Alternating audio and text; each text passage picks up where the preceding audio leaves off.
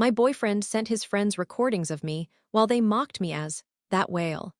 So even his best friend laughed, and I quietly saved every message before making my move, leaving him panicking and screaming 64 times until his final "I'm sorry, don't do this."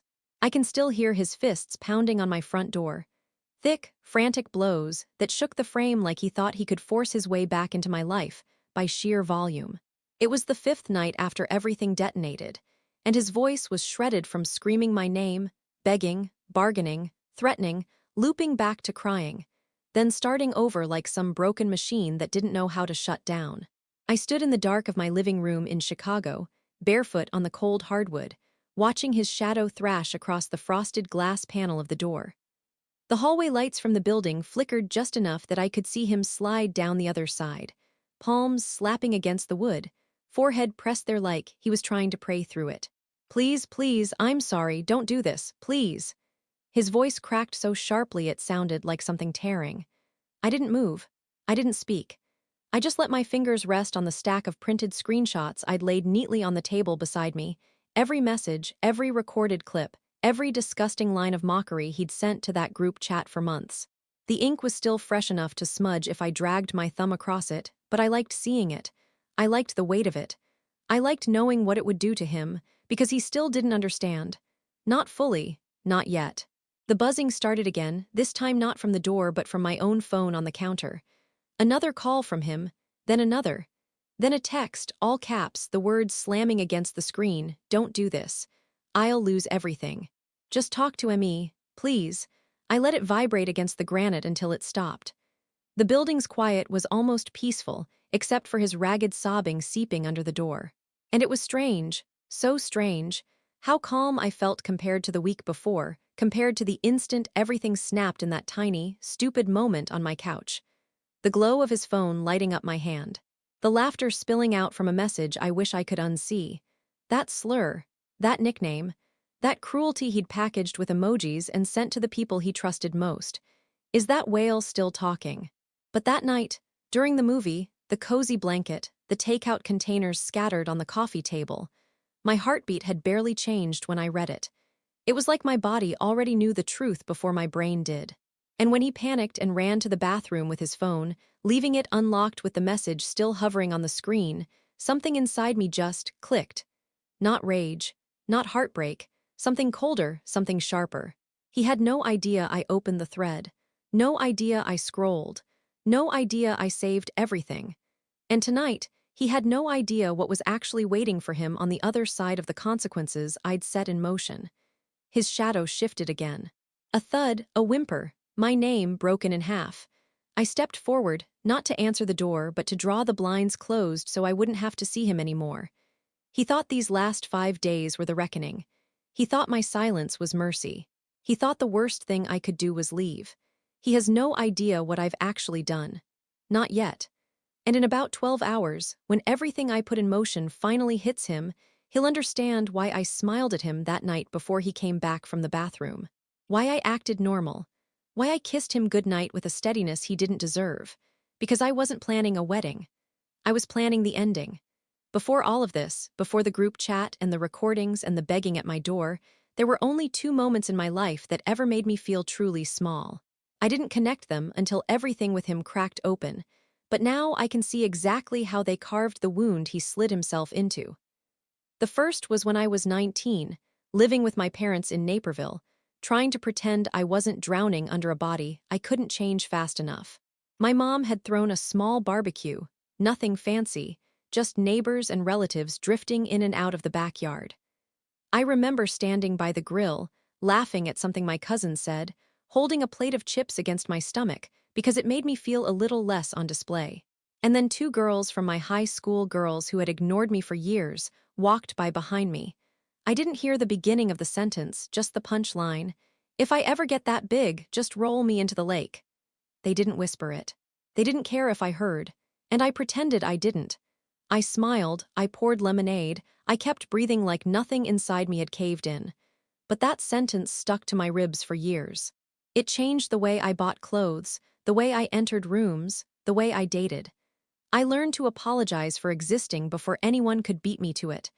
The second moment came a decade later, 3 months before I met him. My ex-fiancé, Daniel, ended things over dinner at a restaurant in West Loop. He didn't wait until we got home. He didn't even let me finish my drink. He just said, calmly, like he was informing me of a scheduling conflict, "I can't marry someone who doesn't take care of themselves. I want a partner who values discipline. This," he gestured vaguely toward me, "just isn't it." I drove home gripping the steering wheel so hard my hands went numb, not because I wanted to marry him anymore, but because I realized he'd been thinking that way for months and still let me pay the rent, still let me plan our stupid engagement photos, still let me dream out loud while he kept an exit door hidden in his pocket. When I met Evan 6 months later, I thought I was finally done choosing men who saw me as a liability. He was warm, attentive in the beginning, always touching my hand or brushing hair from my face like he genuinely liked looking at me. He laughed at my jokes. He asked about my work. He acted impressed by my apartment and my car, but not in a way that set off alarms, at least not at first. I noticed little things, though. How he always forgot his wallet on the first few dates. How he complimented my cooking but never once suggested buying groceries. How he insisted on taking pictures of me when I laughed, then said, "God, you're cute," but never posted a single one. And because of those 2 moments from my past, the late comment and the restaurant breakup, I convinced myself that this was what affection looked like for someone like me. That being tolerated was close enough to being wanted. That I should be grateful. So when he moved in with me temporarily and never left, I let it happen. When he told his friends I was ride or die, I believed him. When he called me beautiful in the dark and distant in the daylight, I told myself he was just stressed. And that's exactly why the messages hurt the way they did. Because he didn't just lie about loving me.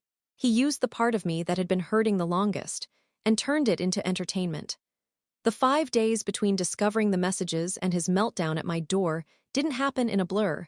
They happened in painful, quiet clarity. Every hour felt like I was peeling back another layer of the person I thought he was, exposing bone, then rot, then nothing. But I didn't fall apart. I didn't scream or cry or confront him. Something in me had snapped so cleanly, it almost felt like relief. I woke up the next morning after the movie night with a heaviness in my chest that didn't crush me, it steadied me. I made coffee. I packed my work bag. I moved around my apartment in Streeterville like someone observing her own life from a few feet away.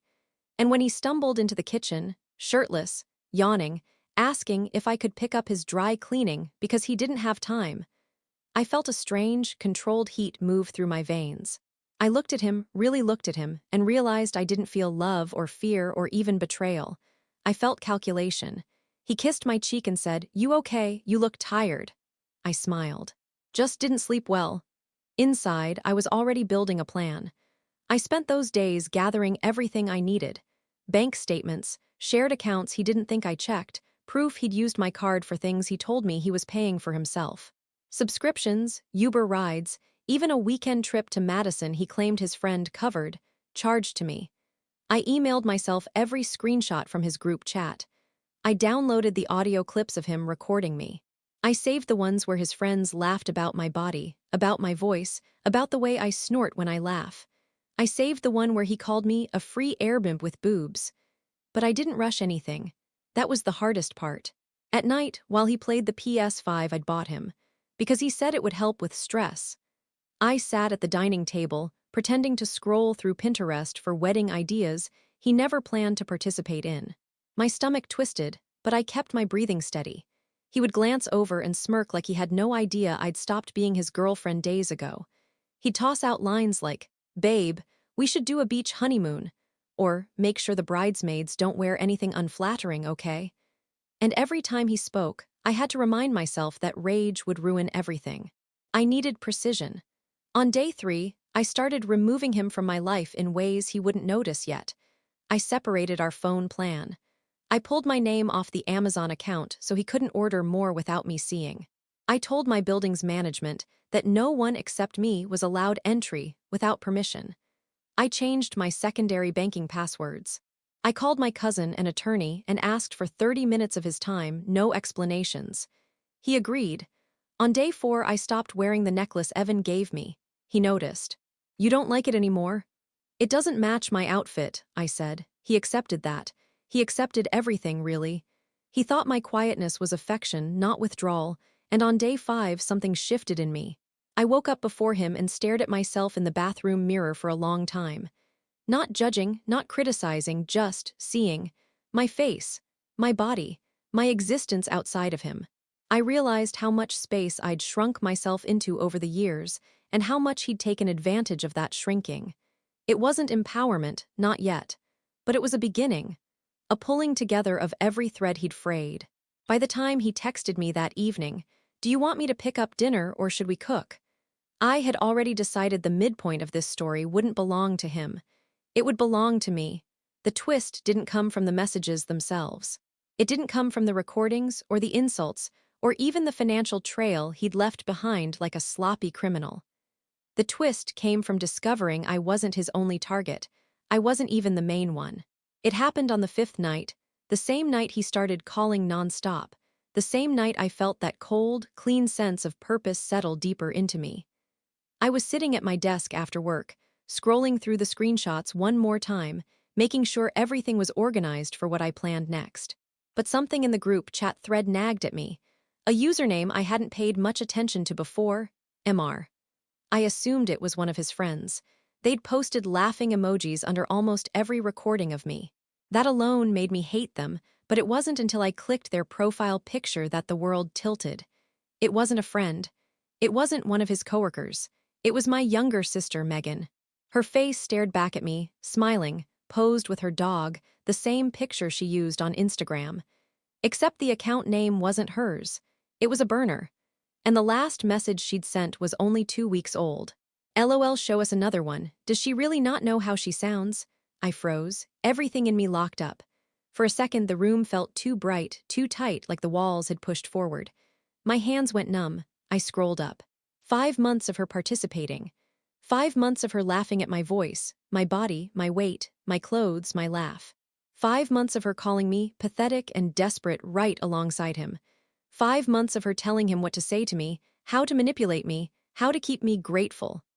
One message from her hit so hard I felt my stomach twist. "Trust me, she'll buy whatever excuse you give her. She's always been like that. Just keep her happy enough to pay for your life." And below it, Evan's reply, "God, your family knows her too well." My vision blurred, but I wasn't crying. It was something hotter, something vicious. A deep, searing humiliation that reached back to every moment my sister rolled her eyes at me growing up, every time she made a joke about my weight at holiday dinners, every time I'd convinced myself it was just sibling teasing. I'd always believed she loved me in the way sisters were supposed to love each other, messy, flawed, but real. I never imagined she'd join a group of strangers to tear me apart for sport. I never imagined she'd coach my boyfriend on how to use me. The betrayal hit different from Evan's. His felt predictable in hindsight, a pattern of men who saw me as something disposable. But my sister, my blood, my history, my childhood, she was supposed to be safe. The person who should have defended me mocked me instead. She'd made a game out of my life. And then I found the final twist buried halfway up the thread. A message from 3 months ago. "MR, did you tell her yet?" Evan, "Not yet, timing has to be right." "MR, don't wait too long, she's already suspicious." Evan, "She won't be a problem when I'm done." MR, "Good." She had it coming. My chest tightened. I read those lines over and over. Tell me what? Done with what? Had what coming? Whatever they'd planned, whatever they thought they were preparing to reveal, it wasn't just cruelty, it was coordinated. And in that moment, everything inside me reorganized itself around a single, perfect realization. I wasn't dismantling one person's betrayal. I was dismantling two. And the revenge I'd been planning wasn't big enough anymore, not even close. The moment I understood the betrayal wasn't just Evan's, but Megan's too, something inside me sharpened into a kind of cold that didn't shake. I sat there in my apartment, our apartment, though he didn't know it was no longer his, and began planning in a way I never had to plan anything before. Not school, not work, not love. This wasn't impulse anymore. This wasn't hurt reacting to hurt. This was strategy. The first step was information. I didn't confront Megan. I didn't even text her. She had no idea I'd found her burner account, and I wanted to keep it that way. Instead, I dug deeper. I searched the email linked to the burner. I found out she'd created it 8 months ago, 2 months before I'd even met Evan. That detail lodged into my spine. She'd set this up before she even knew his name. Why? What had she been preparing for? I pulled up our last few conversations. She'd been unusually interested in my dating life, asking specifically about Evan, pushing me to just give him a chance when I told her he felt a little intense. She'd insisted I invite him to family dinners. She'd complimented him in ways she never complimented me. It was all so subtle that I'd mistaken it for support. Now it read like orchestration. By midnight, my plan had a skeleton. By morning, it had muscle. The second step was securing myself legally. I met with my cousin, the attorney, before work. I didn't tell him everything, just enough. Financial exploitation, unauthorized charges, recorded harassment. He listened, eyes tightening the longer I spoke, and when I slid the folder across the table, he didn't even hide his reaction. Holy hell, this is bad. For him, I said. He told me exactly what to do next. Close certain accounts. Freeze others. Document every purchase tied to Evan's access. Remove him from anything he might claim a right to. Legally, he was nothing. Not a tenant, not a cosigner, not an owner of anything he enjoyed while mocking me behind my back. That part was simple, but the emotional part, the revenge, needed to be precise. The third step was timing. I needed both of them exposed at once. Separately, they'd just spin lies. Together, they'd unravel. People like them always turned on each other when cornered. So I set the date. My mother's birthday dinner, the one Megan always insisted on hosting because she liked being the center of attention. She'd already texted me earlier that week. Don't forget, bring a dessert. And Evan too, obviously. Obviously. I RSVP'd yes. The fourth step required me to sink into a level of calm I didn't know I could maintain. For 2 days straight, I acted normal around Evan. I let him sleep in my bed. I handed him his controller. I packed his lunch before he left for work. Every gesture was a wire tightening around him while he laughed, oblivious. He didn't know I'd transferred the PS5 out of my name and flagged its serial number. He didn't know every unauthorized charge he'd made was already in a report with my cousin. He didn't know building security had been updated with new access permissions he wasn't aware of yet. And he didn't know I'd placed a small recording device in the living room, not to spy, but to catch him slipping. He talked to his friends on speaker. He bragged. He said enough in 48 hours to destroy himself twice over. The fifth step, my last piece, was harder. It required looking directly at my own anger and choosing not to let it take the wheel. Revenge couldn't be sloppy. Revenge couldn't be emotional. Revenge had to be clean. I forced myself to sit with the question, what do I want them to lose? Not just dignity, not just comfort. I wanted the two of them to watch the life they built out of humiliating me collapse in front of an audience they couldn't manipulate. That's when the final part of the plan clicked into place, so suddenly, I had to put my hands on the table to steady myself. At the birthday dinner, in front of my entire family, including my mother, including Megan, including every person who had ever believed her version of me, I would reveal everything. But not with screenshots, with something worse, with something neither of them saw coming. The reversal blindsided me on the morning of my mother's birthday dinner, less than 12 hours before everything was supposed to come crashing down on them. I'd woken up early, rehearsing the steps in my head, checking the folder of evidence one last time, making sure nothing was out of place. Evan was still asleep on the couch. We'd argued the night before about something insignificant, and I used it as an excuse not to let him in the bedroom. He thought I was just moody. I knew better. My phone buzzed at 7:14 a.m. It was an unknown number. Normally, I ignore those, but something tugged at me. I answered. A woman's voice, steady but shaken, said, Are you Evan Harper's girlfriend?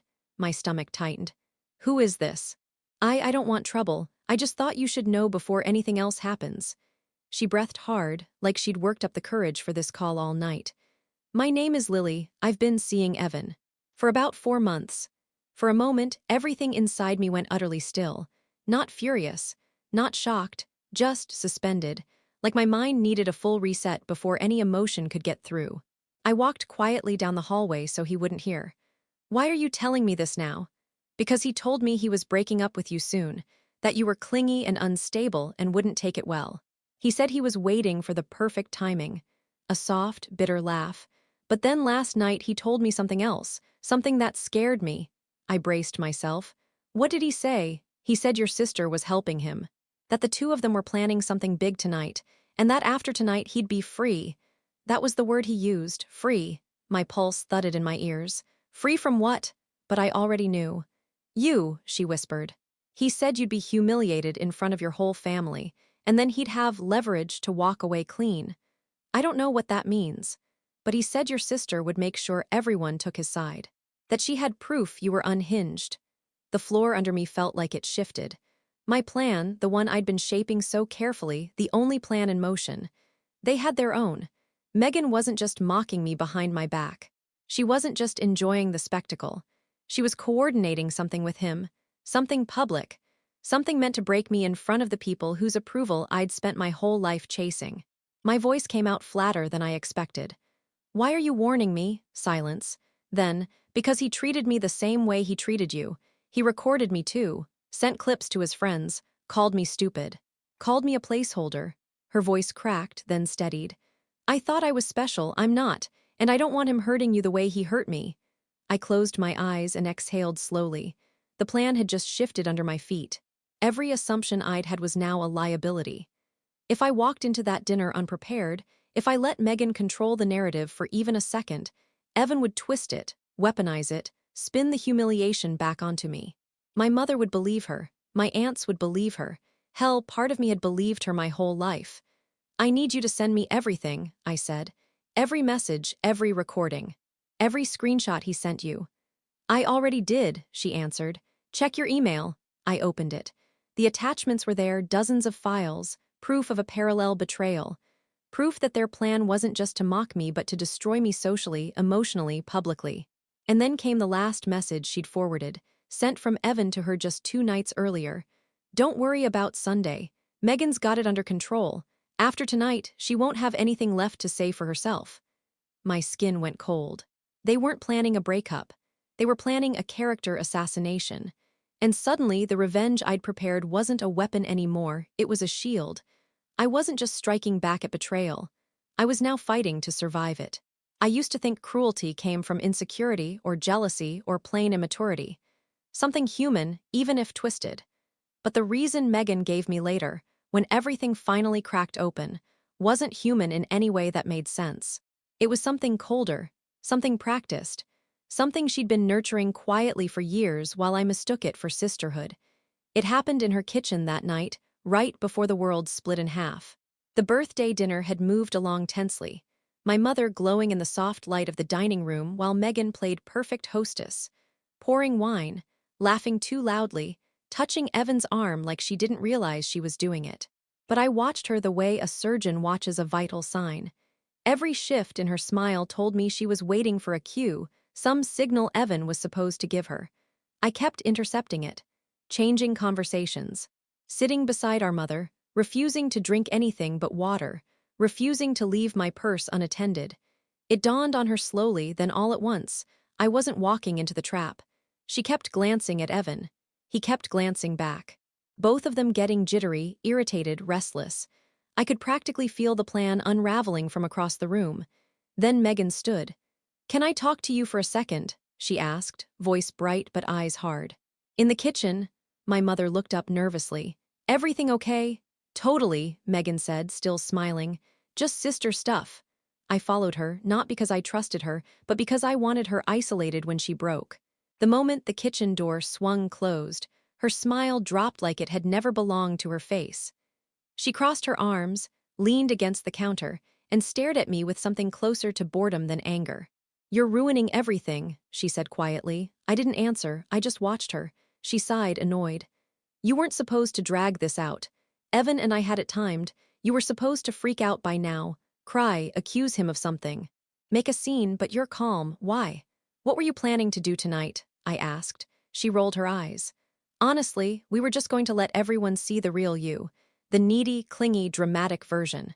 Evan was going to tell Mom he didn't feel safe with you anymore, that you were obsessive. A shrug. Oldest play in the book. I let that settle in the air. Why? Her lips twitched, almost amused. God, you really don't get it. She pushed off the counter and stepped closer. Everything in our family has always revolved around you. Your weight, Your feelings, your heartbreaks, your needs. Her voice flattened. I was done living in the shadow of your problems. I stared at her, stunned not by the words, but by how easily she spoke them, like she'd rehearsed this speech hundreds of times. This isn't about Evan, I asked. She laughed. Evan. He was just convenient, he was willing, and honestly, he made it fun. Her eyes gleamed with something mean. You think he cared about you? You think he wanted your apartment? Your car? No, he wanted to watch you break. We both did. The room felt colder. But why record me? I asked. Why send videos? Why mock everything I said? Because it proved what I've known forever. She tilted her head. You're desperate for love, pathetic, really. And watching you try so hard while he laughed, God, it was addictive. You were addictive. My breath caught, not because I was hurt, but because hearing the truth out loud confirmed something I'd suspected but refused to believe. She didn't resent me, she enjoyed destroying me. It wasn't jealousy. It wasn't insecurity. It wasn't even competition. It was sport. And the reason she helped him, the reason she pushed me toward him, the reason she built a burner account and fed him lines and laughed at every humiliation was simple. I wanted to be the one who finally proved you weren't special, she whispered. I wanted everyone else to see it too. She smiled then, slow, satisfied, cruel. And that was the moment I knew exactly what my final choice had to be. The kitchen door swung open before either of us could speak again. Evan stepped inside, breath sharp, eyes darting between us. He looked nervous, not the jittery kind from earlier, but something closer to panic.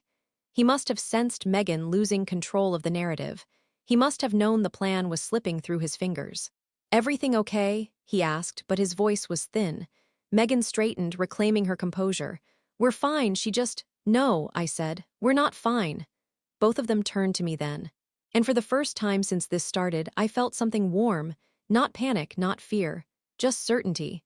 A final click of everything sliding into place. I reached into my purse, pulled out my phone, and placed it on the kitchen island. The screen was already lit, already recording. Every word Megan had just said, the confession, the spite, the reason captured, her face drained. You're kidding. I'm not, I said. And before you ask, yes, I have the group chat, the recordings. The messages you sent him on your burner account. The ones you sent 2 days ago about humiliating me tonight. Evan stepped forward. Babe, we can talk about… I raised a hand, and for the first time, he actually shut up. You're not calling me that again, I said. He flinched. And I realized he had never seen me like this. None of them had, calm, composed, not shrinking, not apologizing, just done. I picked up the folder from my purse and laid it beside the phone. Everything I gathered is in here. Every charge you made on my accounts. Every time you used my card. Every purchase you told me someone else paid for. It's all documented, and the lawyer I met with says you're liable for every dollar. Megan's eyes narrowed, but there was a new tightness there, a crack in her confidence. You wouldn't do that to your own family. Family, I said softly.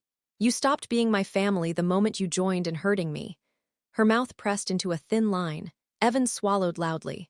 Look, whatever you think Megan and I were doing, what you were doing, I cut in, was planning to humiliate me in front of my family while pretending to be protecting yourselves. You were going to paint me as unstable so you could walk away clean. But here's the thing, I tapped the phone. You confessed first.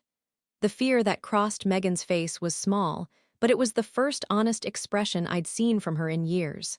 I opened the kitchen door. My mother stood there, my aunt behind her, my uncle, 3 cousins. All of them had heard the tail end of Megan's last sentence, the part about me being addictive, the cruelty dripping off her tone. But the audio recording was already playing aloud now, my phone's speaker filling the dining room with her voice, her words, her venom. The silence that followed was thick and suffocating. My mother stared at her youngest daughter like she didn't know her. Megan, how could you? Megan shook her head wildly. No, she twisted it, but the recording played on. And then Evan's messages flashed on the TV screen I had pre-connected to my phone before dinner. Every laughing emoji, every slur, every insult, every plan, every cruel detail. You planned this, my uncle said, voice low. Both of you? Megan broke first. It wasn't supposed to go this far. Evan turned on her instantly. You said she'd melt down. You said you had proof she was unstable. My mother stepped away from both of them like they were strangers. I lifted my purse. I'm done here. Evan reached for me, desperate. Please don't do this, please, I stepped back. Don't touch me. 2 hours later, after security escorted him from my building, and after Megan flooded my phone with messages I didn't read, I sat alone in my apartment. The city lights flickered across the windows. My body shook not from fear but from release, from the weight finally sliding off. I didn't feel triumphant. I felt free, and that was enough.